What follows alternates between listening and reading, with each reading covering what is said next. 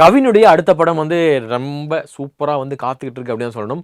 கவினுக்கு வந்து ஸ்டார் படம் வந்து ட்ரெய்லரா நெறைய அதிகமா பேசுனாங்க. அதே மாதிரி படம் வந்து மிக்ஸடான ஒரு ரிவ்யூ வந்தது. பிளடி பக்கர் வந்து அதுவும் மிக்ஸடான ரிவ்யூ வந்து வந்தது. அதுக்கப்புறமா கிஸ் அப்படின்னு சொல்லிட்டு ஒரு படம் வந்து காத்துட்டு இருக்கு.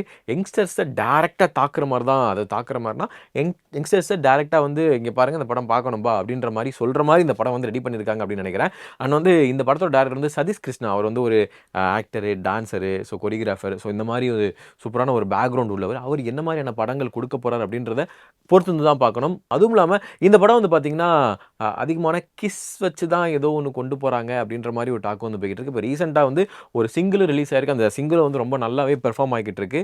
கவினுக்கு அடுத்தடுத்து வந்து பார்த்தீங்கன்னா, மாஸ்க் இருக்கு. அப்புறம் வந்து நயன்தாரா மேம் கூட கவின் 8 வந்து இருக்கு. அதனால ரொம்ப பொறுமையா வந்து கவின் தன்னுடைய கிராஃப் வந்து பில்ட் பண்ணிக்கிட்டே இருக்காரு அப்படின்னு சொல்லி நெறையா தமிழ் சினிமா வட்டாரங்கள்ல பேசிக்கிட்டு இருக்கிறாங்க. உங்களுக்கு கவின் அவர்கள எந்த அளவுக்கு பிடிக்கும் அப்படின்றத கீழ கமெண்ட் பாக்ஸ்ல போட்டுருங்க.